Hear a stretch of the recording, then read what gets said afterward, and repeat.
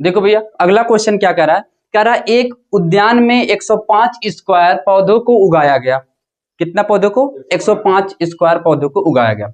तब उपयुक्त सर्वसमिका के उपयोग से पौधों की संख्या हमको ज्ञात करना है। यानी हमको यहाँ पर क्या प्रयोग करना पड़ेगा भैया? फार्मूला या सर्वसमिका का प्रयोग करना पड़ेगा। आपको डायरेक्ट उसका स्क्वायर निकाल करके मान ज्ञात नहीं करना। अच्छा, सर्वसमिका कैसे बनाया जाएगा? जैसे मेरे भाई देखो क्या दिया हुआ है, 105 का स्क्वायर, यही तो दिया है ना। इसको हम क्या लिख सकते हैं? इधर देखो जी, जब समझाता हूं तब तुम्हारा ध्यान नहीं रहता, इसलिए तुमको समझ में नहीं आ रहा। देखो यानी 105 को मैं क्या लिख सकता हूं भाई? 10 + 5 लिख सकता हूं कि नहीं? लिख सकते हैं। अभी हमारा बन गया क्या भैया? सर्वसमिका। ये हो जाएगा a और ये हो जाएगा b, अर्थात a + b का होल स्क्वायर। यानी a + b का होल स्क्वायर बराबर a² + b² + 2ab। बात समझा? ये होता है हमारा सर्वसमिका। इसी फार्मूले पर हम इसको रखेंगे। कैसे रखेंगे भैया? कि a का स्क्वायर माने 100 का स्क्वायर प्लस b का स्क्वायर अर्थात 5 का स्क्वायर प्लस 2a, a का मान 100, b का मान 5। बात समझ में आया? b का मान 5। हाँ, b का मान 5। हाँ, अभी इस बार ध्यान दे रहे हो तुम लोग। यानी a² + b² + 2ab। बात समझ में आया? अब इसको हम करेंगे भैया, स्क्वायर करने के लिए हम गुणा ना करेंगे। हमने आपको नियम क्या बताया? एक बार एक लिखेंगे। अगर स्क्वायर है और 2 अंक है तो 2 बार लिख देंगे, 1 बार 2 बार, काम खत्म। अगर क्यूब होता तो कितनी बार? 3 बार। प्लस 5 बचे 25। यहाँ कराएंगे 100 दुआएं 200 और 200 पंजे 1000। नहीं समझ में है तो ऐसे देखो, 500 पंजे 500 और 500 दूनी 1000। ऐसे कर लो, नहीं समझ में आया? अरे कोई बात नहीं, अब समझ में आया ना? अब देखो भैया ये कितना है ऑलरेडी, नहीं जोड़ पा रहे हो तो ऐसे जोड़ो। 1 0 2 0 3 0 3 0 1 0 2 0 3 0, यानी यहाँ तक तो 0 0 है, लेकिन एक संख्या 2 संख्या, यानी यहाँ क्या हो जाएगा? 5 हो जाएगा। समझ में आया? 25 भाई 5 यहाँ है, 0 में 5 जोड़ेंगे 5, 0 में 5 जोड़ेंगे 5, 2 यहाँ है, 0 में 2 जोड़ेंगे 2, तो 0 में 2 जोड़ेंगे 2। तीसरी संख्या उठाएंगे तो यहाँ 0 है, तीसरी संख्या है या नहीं है? तीसरी संख्या है क्या है? 0, 0 हो जाएगा। चौथी संख्या उठाएंगे, यहाँ तो है नहीं, यहाँ 1 है, यहाँ चौथी संख्या क्या है? 0, तो 0 में 1 जोड़ेंगे क्या हो जाएगा? 1। पांचवी संख्या यहाँ उठाएंगे, पांचवी यहाँ है नहीं तो क्या हो जाएगा? 1। यानी ये अपना क्या हो जाएगा भैया? आंसर। यानी कुल पौधों की संख्या कितना हो जाएगा? 11 0 25। कितना हो जाएगा? 11 0 25। यानी उस उद्यान में पौधों की संख्या कितना निकल के आ गया? 11,025। कितना हो जाएगा? 11,025 या 11 0 25। बात समझ में आया ना? ऐसा कोई है कि जिसके समझ में ना आए? अरे भाई समझाऊं ऐसा तो हो ही नहीं सकता कि समझ में आए। अगला क्वेश्चन देखिए। हाँ भाई देखिए भैया अगला क्वेश्चन क्या कर रहा है? कह रहा है माना x और y क्रम से परिमेय और अपरिमेय संख्या है। यानी x एक परिमेय संख्या है और y क्या है? एक अपरिमेय संख्या है। क्या x + y निश्चित रूप से एक अपरिमेय संख्या है? जब हम इन दोनों को जोड़ेंगे तो पूछ रहा है क्या ये एक अपरिमेय संख्या बनेगी? तो चलो देख कर लगा के बताते हैं। मैंने क्या माना भैया कि माना x एक क्या है? परिमेय संख्या है, परिमेय संख्या है। तो दिया है कि नहीं है? ये तो दिया है। देखो यहाँ कह दिया ना कि माना x क्या है? एक परिमेय संख्या है, और y भी क्या है? y भी एक अपरिमेय, हाँ अपरिमेय संख्या है। बात समझ में आया? ये दोनों चीजें दिया हुआ है तो हमने इसको ऐसे एटीट्यूड लिख लिया। अब देखो हम क्या करेंगे भैया कि माना x बराबर हमने क्या ले लिया? 2 ले लिया। आपका जो मन करे वो संख्या ले ली, यानी वो क्या होना चाहिए? परिमेय होना चाहिए। 2 ले लो, 4 ले लो, 6 ले लो, 8 ले लो, 10 ले लो, 12 32 जो भी आपका मन करे, मतलब वो क्या होना चाहिए? परिमेय होना चाहिए। बात समझ में आया? फिर मैंने क्या ले लिया भैया? y बराबर हमने क्या ले लिया? कोई एक अपरिमेय संख्या। क्या ले लिया? कोई एक अपरिमेय। तो जो मन करे वो ले लो। जैसे मैंने ले लिया कितना? √3 ले लिया। आप √5 ले लो, √7 ले लो, √11 ले लो, मतलब ऐसी संख्या लेना है जो अपने आप में क्या हो? अपरिमेय। अब कोई ये कहेगा सर जी √9 क्यों नहीं लिए? क्यों नहीं लिए? क्योंकि भैया 9 क्या है? परिमेय है। क्यों है? क्योंकि इसका एक वर्ग निकल जाएगा। बात समझ में आया ना? वर्गमूल इसका निकल जाएगा। लेकिन √3, √5, √7, √11, √13 यानी जो विषम संख्याएं हैं, यानी विषम संख्या तो ये भी है। कहने का तात्पर्य कि जो इसका वर्गमूल ना निकले, वर्गमूल ना निकले, उसी को वही क्या होती है, अगर वो रूट में तो वही क्या होती है, अपर में। तो √3 क्या है भैया, अपर में, क्योंकि ये करणी में और इसका वर्ग नहीं निकलेगा, वर्गमूल नहीं निकलेगा। तो यानी कहने का तात्पर्य क्या हो गया भैया, x बराबर हमने क्या ले लिया 2 और y बराबर के लिए क्या ले लिया √3। अब कह रहा है क्या जब हम इनको जोड़ेंगे यानी x प्लस वाई निश्चित रूप से क्या एक अपर में संख्या, तो हम जोड़ेंगे यानी x प्लस वाई बराबर 2 प्लस √3, यही तो होगा। x के जगह पे हमने क्या रखा 2 रखा, y है प्लस है तो प्लस लगाया, y के जगह पे हमने क्या रखा भैया √3।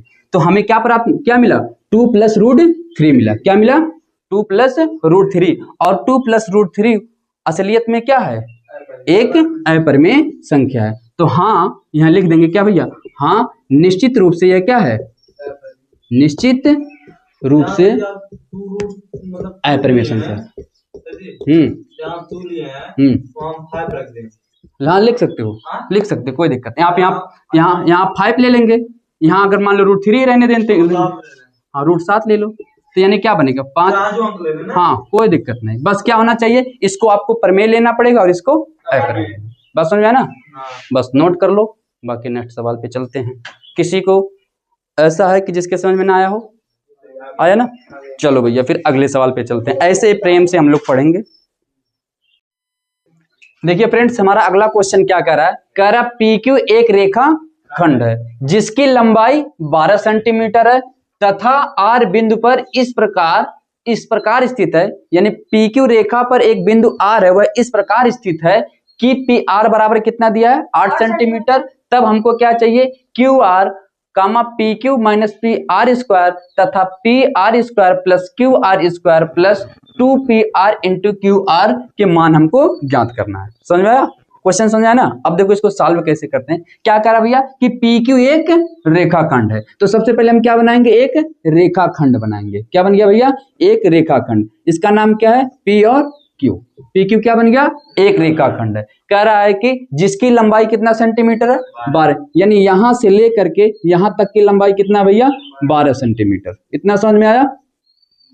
आगे देखो फिर क्या कह रहा है कि तथा R बिंदु इस पर इस प्रकार स्थित है, इसी पर एक बिंदु है वो जिसका नाम क्या है R है, वह इस प्रकार स्थित है कि PR की दूरी कितना सेंटीमीटर है 8 सेंटीमीटर। मेरे भाई यहां से यहां तक की दूरी कितनी है 12 सेंटीमीटर, यहां से यहां तक की दूरी कितनी है 12। तो कह रहा जो PR बिंदु है वो 8 सेंटीमीटर है, यानी यहां पर बिंदु क्या है भैया R है, और यहां से यहां तक की दूरी जब 8 हो गई, कितना हो गई मेरे भाई 8 हो गई। तो एक चीज मेरे भाई ये बताओ, जब यहां से यहां तक की दूरी 8 cm हो गई तो ये दूरी कितना हो जाएगी 4 cm, होगा कि नहीं। अब देखो आगे क्या कह रहा है, यानी अब हमारा पूरा डायरेक्शन पूरा बन गया है। समझ में आया कि नहीं। अब देखो क्या कह रहा है, मान क्या करने के लिए कह रहा है, ज्ञात करने के लिए। तब QR मतलब यही हो गया, QR कितना निकल के आ गया 4 सेंटीमीटर। इतना समझ में आया ना। तब QR बराबर कितना निकल के आ गया 4 सेंटीमीटर। फिर किसका मान पूछा है PQ स्क्वायर का मतलब इसका है ना, PQ square minus PR square, इसका हमको मान चाहिए है ना। यानी किसका मान चाहिए, सबसे पहले हमको सबसे पहला मान किसका चाहिए भैया QR। तो QR बराबर कितना निकल के आया 4 cm। समझ में आ गया। दूसरा हमको किसका निकालना भैया PQ square minus PR square. इतना समझ में ना। अब देखो PQ मतलब ये बड़ा वाला यहां से लेकर के यहां तक, इसका मान कितना है, तो क्या हो जाएगा भैया 12 का स्क्वायर। समझ में आया।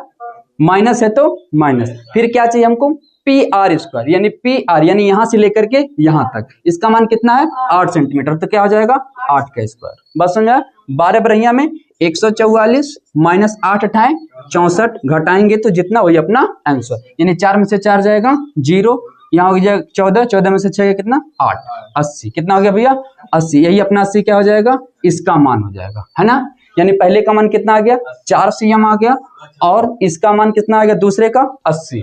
समझे ना। cm है तो cm लगाते रहेंगे।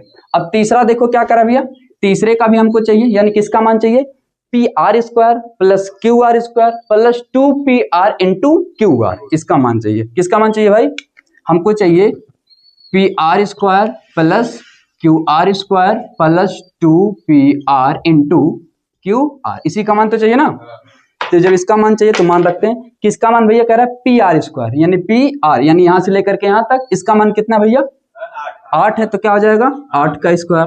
समझ में आया?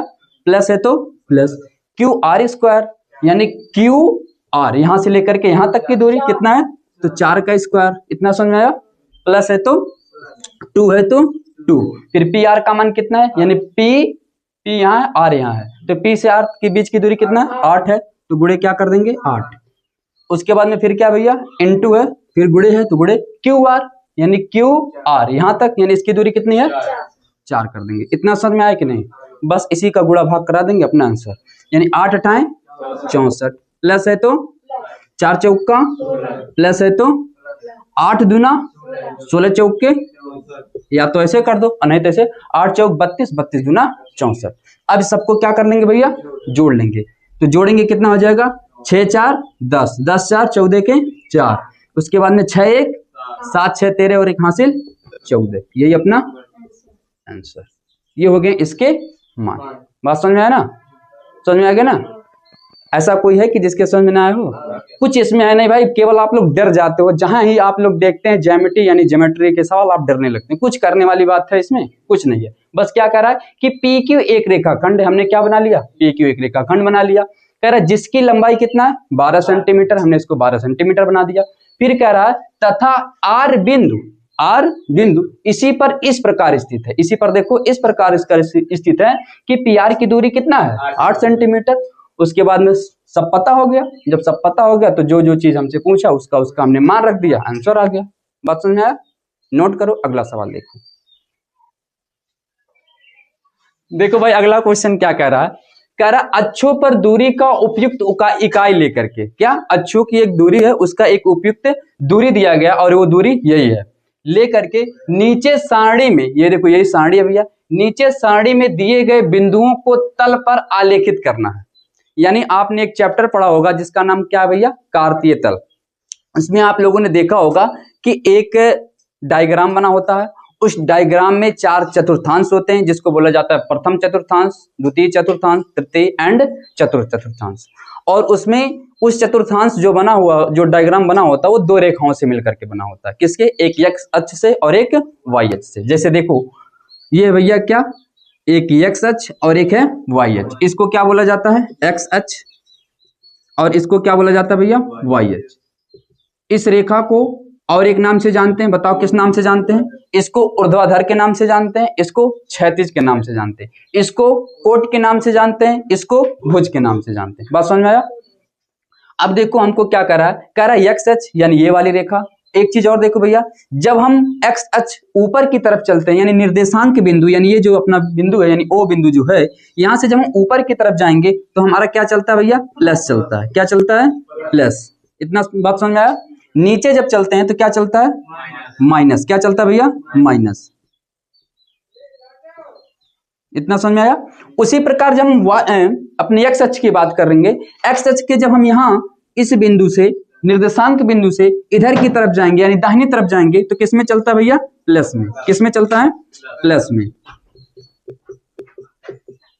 बात समझ में आया? और जब माइनस की तरफ चलेंगे मतलब इधर बाएं तरफ आएंगे तो क्या चलता है भैया माइनस। समझ में आया? ऐसे ही डायग्राम बनाना पड़ेगा, यानी बिंदुओं को तल को रखने के लिए क्या करना पड़ेगा भैया आलेखित करना पड़ेगा इसी प्रकार से। अब देखो क्या कह रहा है, कह रहा है कि x अक्ष पर आपको कहां जाना है 2 मतलब प्लस में, यानी इधर है x अक्ष यही है, यहां से लेकर के पूरा यहां तक क्या चलता है भैया x अक्ष चलता है। ये पूरा यहां तक क्या चलेगा x अक्ष, और यहां से लेकर के यहां तक क्या चलेगा पूरा आपका y अक्ष। बात समझ में आया? तो यानी ये ऊपर वाली जो डायग्राम दिए गए हैं ये आपके सारे किसके हैं x अक्ष के मान है, और नीचे जो दिए गए हैं ये y अक्ष के मान है। इतना बात समझ में आया? तो यानी कह रहा है कि x अक्ष पर ये चल रहा ना भाई, हाँ तो देखो यानी ये क्या कर रहा है x अक्ष पर आपको कहां तक जाना है 2 यानी +2 तक जाना है, यानी ये हो गया आपका 1, ये हो गया 2। बात समझ आया?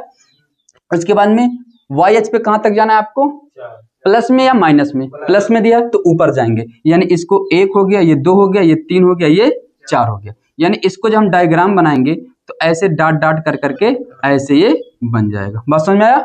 यही हो गया आपका एक डायग्राम। दूसरा क्या कह रहा है भैया, दूसरा कह रहा है आपको एक्स अक्ष पे कहाँ तक जाना है, 4 तक जाना है। तो ये 2 तक तो आए हैं, यहाँ हो जाएगा 3, यहाँ हो जाएगा 4, यहाँ हो जाएगा 5, यहाँ हो जाएगा 6, यहाँ हो जाएगा 7, यहाँ हो जाएगा 4, यहाँ हो जाएगा 5, यहाँ हो जाएगा 6, है ना। इसी प्रकार अपना लिख लेना या आगे और बढ़ा लेना। अगर और संख्याएं होंगी, मान के चलो 7 8 दिया होगा तो आगे और बढ़ा लेना। बात समझ में आया। तो यानी कहाँ तक जाना है भैया, हमको एक्स अक्ष पर जाना है कहाँ तक, 4 तक, यानी यही है एक्स अक्ष, 1 2 3 4 यहाँ तक।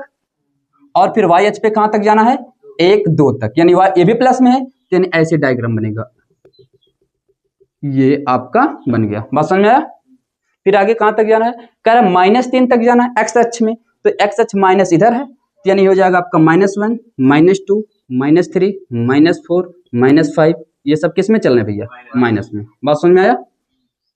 अब देखो तो कहाँ तक जाना है हमको, -3 तक, यानी 0 1 2 3 यहाँ तक, कहाँ तक 0 तक। तो 0 यही है, बस इस पे कुछ नहीं करना, बस ये समझ जाओ ये अपना यहीं से लेकर के कुछ करना है ही ना, ये जान लो ऐसे दे ही रखा है, ठीक है ना।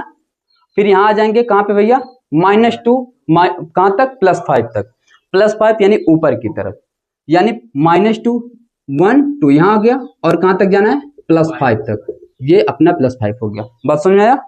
फिर उसी प्रकार क्या जाना भैया, 3 मतलब प्लस में, यानी 1 2 3 यहाँ आ जाए, और कहाँ जाना है, -3 तक, तो -3 नीचे चलेगा, तो हो जाएगा 1 2 3, यानी यहाँ से ऐसे कर करके डॉटेड फिर यहाँ तक आ जाएगा। बात समझ में आया।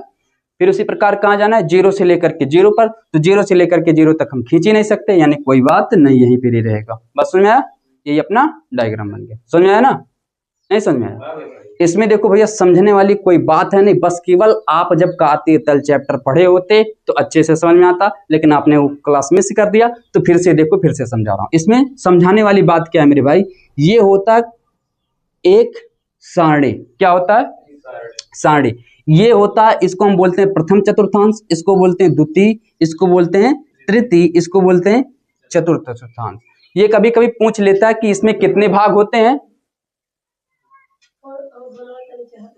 एक मिनट हो गया, इसके में पूछ लेते हैं कभी कभी इसमें कितने भाग होते हैं, तो 4 भाग, 1 भाग 2 भाग 3 भाग 4 भाग, ठीक है। फिर पूछ लेगा कि इन रेखाओं का क्या नाम होता है, तो इसको बोलते हैं क्या, ऊर्ध्वाधर, और इसी को बोलते हैं वाई अक्ष, इसी को क्या बोलते हैं भैया, कोटि। और इस रेखा का क्या नाम है, इसको बोलते हैं एक्स अक्ष, क्षैतिज रेखा या फिर भुज। बात समझ आया।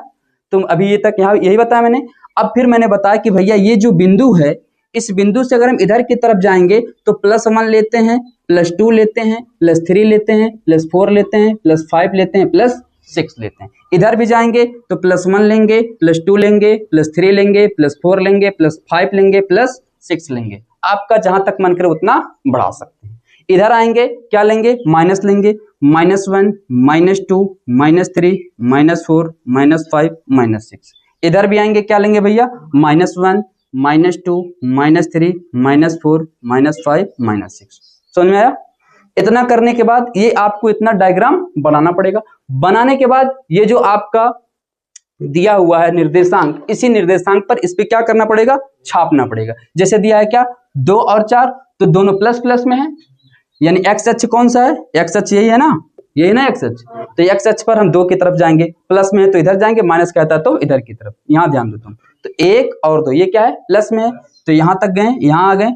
कहाँ तक जाना है, वाई अक्ष में। अब देखेंगे तो वाई अक्ष यही है ना, तो वाई अक्ष में प्लस में, यानी ऊपर की तरफ कहाँ तक जाना है, बोलो 4 तक। तो 4 अपना कहाँ, यहाँ, तो यहाँ से ऐसे उठाएंगे और इसकी सिजाई पर ऐसे इंच पटरी की सहायता से ऐसे डॉटेड डॉटेड लाइन खींच देंगे। अब समझ में ना, तो ऐसे कर करके आप पूरा कर लेना। समझ में ना। हाँ, एक और बताएं, जैसे दूसरा क्या कर रहा है, 4 एक्स अक्ष में कहाँ तक जाना है, 4 यानी प्लस यही है, एक्स अक्ष यही है, और प्लस में 4 तक जाना है तो कहाँ है, यहाँ है। फिर वाई अक्ष में कहाँ तक जाना है, 2 तक, प्लस में कि माइनस में, प्लस कहाँ है, ऊपर की तरफ, तो 1 2 यहाँ तक है ना, यहाँ तक भैया। तो यहाँ से इंच पटरी उठाएंगे और इसकी सहायता से डॉटेड डॉटेड लाइन यहाँ तक खींच देंगे और इसकी सिधाई पर यहाँ से खींच देंगे, बस बन के तैयार हो गया। समझ में ना। इसी प्रकार अपना ये पूरा कर लेना, नहीं आएगा तो वीडियो रिवर्स कर करके देख लेना। समझ में ना। अब माइनस में पूछ लिया, चलो एक माइनस वाला भी बता दे रहे हैं, अभी बताया लेकिन नहीं समझ, फिर से देखो। माइनस कहाँ तक जाना है, 3 तक। तो माइनस ये कौन सा अक्ष है, एक्स अक्ष, तो एक्स अक्ष वाला रेखा कौन सा, ये है, तो माइनस में आएंगे 1 2 3 यहां तक, यहां पे ऐसे बिंदु लगा देंगे। फिर वाई अक्ष में कहां तक जाना है, 0 तक। तो 0 तक भैया जब 0 ऑलरेडी यहीं पर स्थित है तो 0 पर हम कोई बिंदु नहीं खींच पाएंगे ना, तो बस ये ऑलरेडी ऐसे ही रहने देंगे, यहाँ कोई लाइन खींचना नहीं है। समझ में आया ना? देखो ऐसे कर देंगे, ऐसे एक दूसरे कलर से ऐसे मार देना, कोई दिक्कत नहीं है, ब्लैक पेन से कर दीजिएगा। अगला क्या कर रहा है, -2 और कहां तक जाना है, 5 तक। तो -2 यहाँ है, यहाँ से देखो, यहाँ देखो, और 5 वाई एच पे कहाँ जाना है, +5 तक जाना है। तो 5 यहाँ है, यहाँ से इन पटरी की सहायता से ऐसे रखेंगे, ऐसे डॉट डॉट करके खींच देंगे। समझ में ना? परफेक्ट। तो ठीक है, आगे वाले क्वेश्चन पढ़ते हैं फिर। देखिए भैया अगला क्वेश्चन क्या कह रहा है, एक समतल वृत्त को कितने भागों में विभाजित करेगा यदि वह लंबवत परिच्छेद करे। कैसा परिच्छेद करे, लंबवत। तो जैसे कहने का तात्पर्य क्या है मेरे भाई, एक वृत्त है, क्या है, एक वृत्त है और एक समतल जो है इसको क्या कर रहा है, परिच्छेद कर रहा है। तो समतल करने और इसको कैसा परिच्छेद कर रहा है, लंबवत परिच्छेद कर रहा है ना। लंबवत परिच्छेद करने का मतलब क्या हो रहा है, काटता है ना। लंबवत परिच्छेद करने का मतलब क्या, काट रहा है। तो कहने का तात्पर्य क्या है मेरे भाई, अगर इसको ऐसे ये काट रहा है लंबवत, ठीक है, लंबवत परिच्छेद कर रहा है, परिच्छेदित करने का मतलब ऐसे ये पूरा मान के चलो यदि आर पार कर दे रहा है, तो हम देख रहे हैं कि इसके 2 भाग बन रहे हैं। कितने भाग बन रहे हैं, 2 भाग बन रहे हैं। तो ये कह रहा है कितने भागों में परिच्छेदित करेगा। तो सबसे पहले देखो मेरे भाई, एक तो इसका ये जब इसको काटेगा तो एक बनेगा, एक इसका आंतरिक भाग बनेगा कि नहीं, आंतरिक भाग भी दिखाई देगा, दिखाई देगा कि नहीं। एक हो जाएगा कौन सा भाग, आंतरिक भाग। दूसरा कौन सा हो जाएगा भैया, जब हम इसको काटेंगे, जैसे कहने का तात्पर्य क्या है कि अब ये है, जब हमने इसको इसे काटा तो इसका अंतर का भाग भी दिखाई दिया, इसके अंदर का भी भाग दिखाई दिया कि नहीं। उसी प्रकार जब इसको हम इसे काट देंगे तो इसका अंदर का भाग दिखाई देगा, यानी एक हो जाएगा क्या भैया, आंतरिक भाग। और जब एक आंतरिक भाग दिखाई देगा और आंतरिक भाग दिखाई देने के बाद एक इसका बाहरी भाग भी दिखाई दे रहा है, तो उसको हम क्या कहेंगे भैया, बाह्य भाग दिखाई देगा। कौन सा भाग, बाह्य भाग। और तीसरा क्या दिखाई देगा आपका, परिधि। इसकी क्या दिखाई देगी भैया, परिधि, जो ऑलरेडी दिखाई दे ही रही है, ऐसी बात नहीं है, लेकिन कहने का तात्पर्य सब हमको बताना पड़ेगा कि कितने भाग होंगे इसके। तो कितने भाग होंगे, 3 भाग। एक क्या हो जाएगी, वृत्त की क्या हो जाएगी भैया, परिधि। समझ में आया ना। ये ऑलरेडी परिधि दिखाई दे रहा है, परिधि तो अभी भी दिखाई दे रहा है, लेकिन जब इसको काटा पीटा गया फिर इसका एक आंतरिक भाग भी दिखाई दिया और बाह्य भाग भी दिखाई। समझ में आई, यही चीज नोट करो, आगे चलते हैं।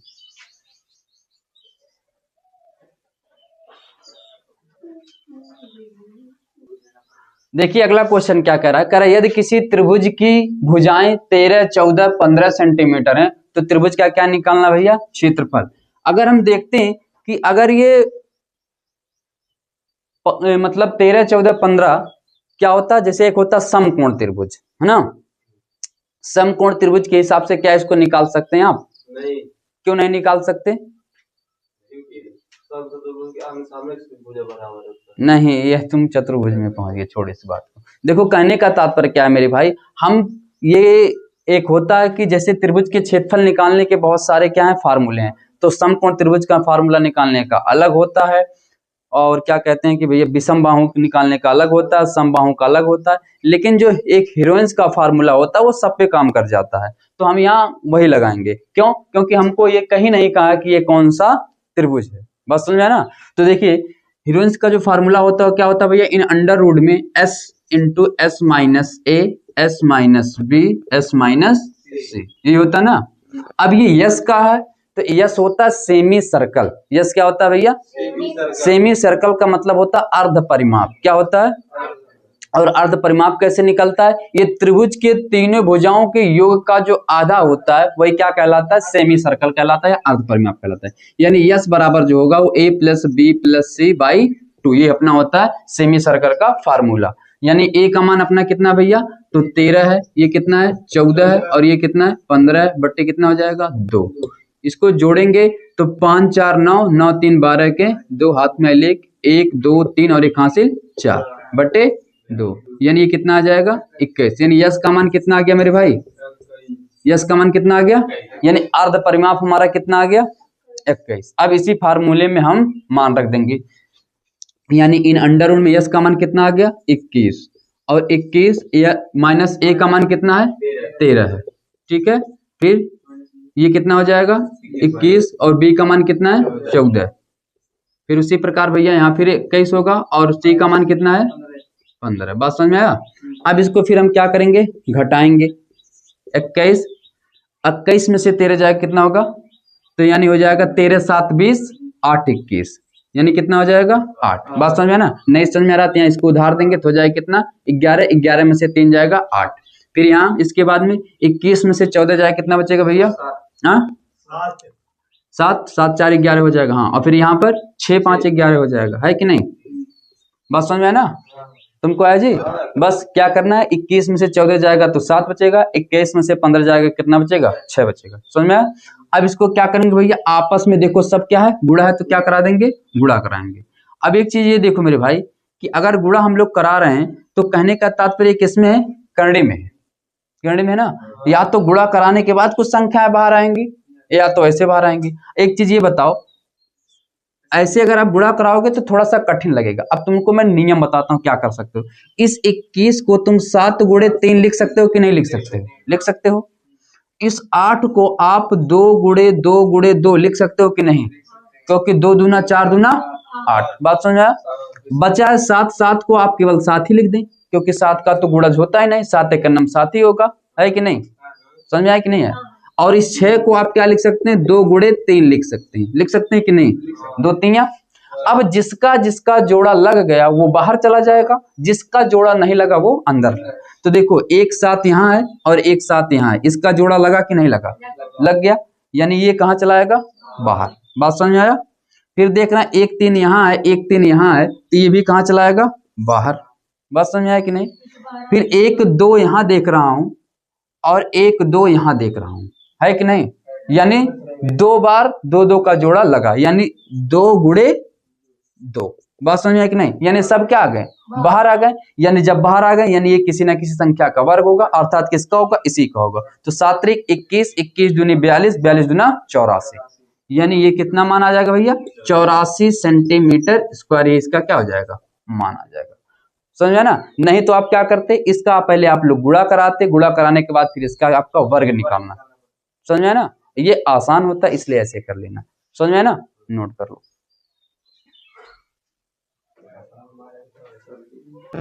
देखो भाई अगला क्वेश्चन क्या कर रहा है, कह रहा है एक गोलाकार पिंड को 2 रुपए प्रति वर्ग मीटर की दर से रंगवाने का व्यय 308 रुपया है, तो पिंड की त्रिज्या ज्ञात करना है। बात समझ में आया। कह रहा है एक ठीक कोनो गोल के क्या भैया पिंड है, एक गोल का क्या है पिंड है, उसको क्या किया जा रहा है रंगाई किया जा रहा है, और 1 वर्ग मीटर पर रंगवाने का खर्च कितना आ रहा है 2 रुपया, तो पूरे पर जो खर्च आ रहा है वो कितना है 308, यानी उस टोटल का क्षेत्रफल क्या है वही हमको ज्ञात करना है। तो सबसे पहले इसको आसान भाषा में समझो। जैसे कहने का तात्पर्य क्या है कि अगर आप 2 रुपए में 1 किलोमीटर जा रहे हैं, 2 रुपए में 1 किलोमीटर जा रहे हैं, और मैं कह दिया कि 40 रुपए में आप कितने किलोमीटर जाएंगे, 2 रुपए में 1 किलोमीटर जा रहे हैं, 2 रुपए में 1 किलोमीटर, तो 40 रुपए में क्या किलोमीटर जाएंगे 20 किलोमीटर, यानी उसका आधा हो जाएगा, है कि नहीं। तो सेम प्रोसेस ऐसे यहां भी कह रहा है कि जब 2 रुपए में प्रति वर्ग, यानी 2 रुपए में 1 वर्ग मीटर रंगाता हुआ, 2 रुपए में 1 वर्ग मीटर रंगा रहा भैया, 2 रुपए में 1 वर्ग मीटर। तो एक चीज ये बताओ कि 308 रुपए में क्या वर्ग मीटर रंगाई,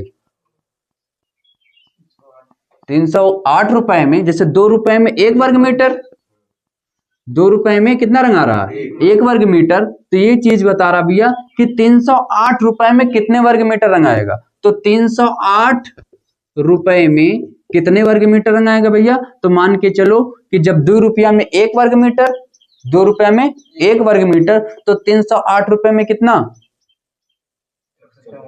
308 बटे कितना हो जाएगा, यानी 308 बटे 2 हो जाएगा, 308 बटे 2 होगा। क्योंकि जब हम कहने का तात्पर्य क्या है कि जब 2 रुपए में 1 वर्ग मीटर, 2 रुपए में 1 वर्ग मीटर ना, तो 308 रुपए में क्या वर्ग मीटर, तो इसको जब हम भाग करेंगे तो यानी कितना निकल के आ जाएगा 154 वर्ग मीटर, यानी 308 रुपए में कितना 154 वर्ग मीटर उसकी मतलब जो क्षेत्रफल होगा, 154 वर्ग मीटर क्षेत्रफल को रंगने पोताने में कितना रुपया का खर्च आएगा 308 रुपया। बात समझ में आया कि नहीं आया, समझ में ना। अभी अगर ना समझ में आया तो कुछ दूसरे मॉडल से समझें। कह रहा है कि 2 रुपया है आपके पास, 2 रुपए में केवल और केवल आप कितना रंग पाते हैं, 1 वर्ग मीटर, और 308 रुपए में आप पूरे गोले को रंग देते हैं, यानी पूरे गोले का जो वर्ग या क्षेत्रफल होगा वो कितना होगा, 154 होगा। बात समझा कि नहीं। अब कहने का मतलब जब हमें पता चल गया क्या भैया, गोले का क्षेत्रफल, गोले का क्षेत्रफल, तो ये बताओ गोले का जो क्षेत्रफल होगा या वृत्त का जो क्षेत्रफल होगा वो कितना होगा, हाँ कितना होगा वृत्त का क्षेत्रफल, वृत्त का क्षेत्रफल होता पाई आर स्क्वायर, ये होता ना, तो पाई आर स्क्वायर बराबर कितना दे दिया, 154। पाई का मान कितना होता भैया, 22/7। आर का मान हमको क्या कर रहा है, कह रहा पिंड की त्रिज्या क्या, यानी उस गोले की त्रिज्या, उस वृत्त की हमको क्या निकालना, त्रिज्या निकालना है, तो ये बराबर कितना दे दिया, आर स्क्वायर बराबर कितना, 154। अभी बताओ भैया ऊपर ऊपर हम काट सकते हैं, तो 22 एक 22, 22 सत्ते 154, ठीक है। बचा क्या, आर स्क्वायर, ये उधर जाकर के क्या हो जाएगा, 7 सत्ते 49 हो जाएगा। बस समझ में आया कि नहीं, समझ में ना। और हमसे क्या पूछा, आर का मान, तो आर बराबर क्या हो जाएगा भैया, 7 हो जाएगा, क्योंकि ये क्या है, वर्ग है 7 का, तो बस ये इसको ऐसे पहले कर देंगे, आर बराबर 49 इन अंडर रूट में कर सकते हैं, और यहां जाकर के आंसर हो जाएगा, है कि नहीं, यही अपना क्या हो जाएगा आंसर। समझ में आया ना, नोट करो। यहाँ सबसे मेन चीज यही समझने वाली है भैया, कि कह रहा कि जब 2 रुपया में 1 वर्ग मीटर रंगात है तो 308 रुपये में कितना, ऐसे अगर नहीं समझ पा रहे हो तो यहाँ एक बार और छोटा सा थोड़ा सा और देख लो। कह रहा कि जब 2 रुपए में, यहाँ देखो समझो इसको पहले, 2 रुपये में कितना रंगा रहा, 1 वर्ग मीटर, तो इस चीज को हम ऐसे भी कह सकते हैं कि 1 वर्ग मीटर के रंगने का खर्च 2 रुपया, कह सकते हैं कि नहीं। और कह रहा है कि जब 1 वर्ग मीटर रंगने का खर्च कितना भैया, 2 रुपया है, तो टोटल कितना है हमको तो पता है नहीं, लेकिन कितना खर्च हो रहा है हमको पता है। बात समझ में आया कि नहीं, तो कितना खर्च हो रहा है, 308 रुपया खर्च हो रहा है ना भैया। तो कह रहा है 300, ये मान के चल रहे हैं कितना है, 308 रुपया हमको खर्च करना पड़ रहा है कि नहीं। तो जब 308 रुपया हमको खर्च करना पड़ रहा है, तो यहाँ हम देख रहे हैं कि 1 वर्ग मीटर पर कितना रुपया लग रहा है, 2 रुपया, यानी 1 वर्ग मीटर पर 2 रुपया। इसी चीज को हम लिख सकते हैं कि 1 वर्ग मीटर पर कितना रुपया खर्च हो रहा है, 2 रुपया, तो 308 रुपए पर कितना होगा, तो 308/1/2 ऐसे भी कर सकते हैं, आप लोग जैसे चाहें वैसे कर लेंगे, बस समझ में आने चाहिए, समझ में ना, नोट कर लो ना। 2 पूरक कोणों का अंतर 40 डिग्री है, तो उनका हमें क्या ज्ञात करना है, कोण ज्ञात करना। ये बताओ पूरक और समपूरक का मतलब क्या होता है, तो पूरक कोण उसे कहते हैं जिनका योग कितना होता है, 90 डिग्री होता है, और समपूरक कोण उसे कहते हैं जिनका योग 180 डिग्री होता है।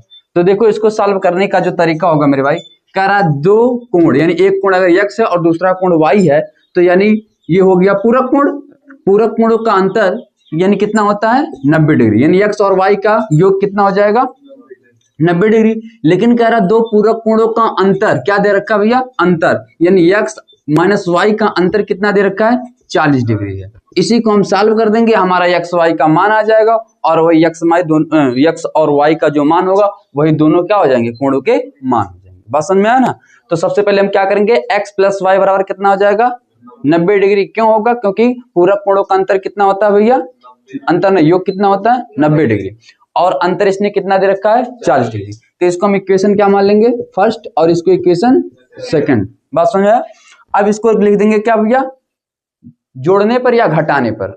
तो क्या करें, डायरेक्ट जोड़ने पर कर दे रहे हैं, क्योंकि अगर जोड़ने पर कर देंगे, जोड़ने पर, तो जोड़ने पर करेंगे तो ये देखो x मिलके कितना हो जाएगा, 2x हो जाएगा, है ना। और यहाँ देखो y प्लस में ये माइनस में ये क्या हो जाएगा, कट जाएगा, और यहाँ भी जोड़ेंगे तो कितना हो जाएगा भैया, 9 4 13, यानी कितना हो जाएगा 130। और यहाँ से 2x बराबर निकल करके आया कितना, 130। यहाँ से इसको जब हम काट देंगे तो x का मान कितना आ जाएगा, 2 6 12 2 5 10, यानी x का मान कितना आ गया, 65। अब x का मान 65 आ गया मेरे भाई, इसको चाहे इक्वेशन फर्स्ट में रख दो चाहे इक्वेशन सेकंड में रख दो, यही आपका मान आ जाएगा।